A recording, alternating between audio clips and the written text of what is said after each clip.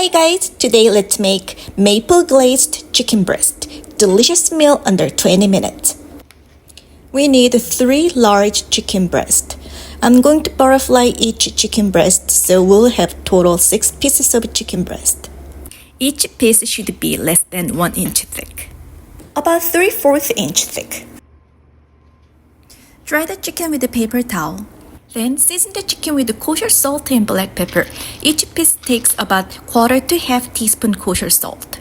Heat 3 tablespoons of olive oil at medium-high heat. When you put your chicken down, it should sizzle. Cook chicken for 2 to 3 minutes. While the chicken is cooking, let's chop some Italian parsley.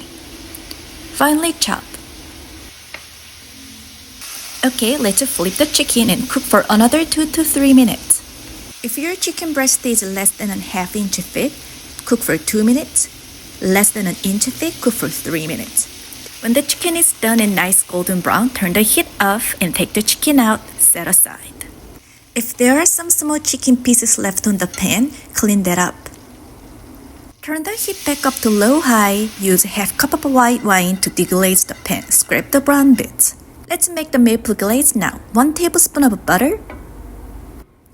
1 teaspoon minced garlic, 1 tablespoon Dijon mustard, 4 tablespoons of good maple syrup. Simmer the sauce for about a minute or 2. Put the chickens back. Simmer into the sauce 1 minute per side.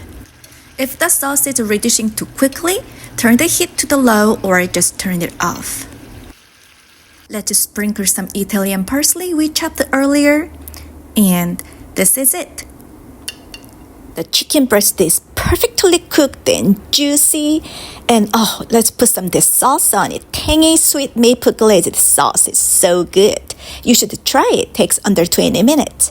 Thank you for watching. I will see you next video.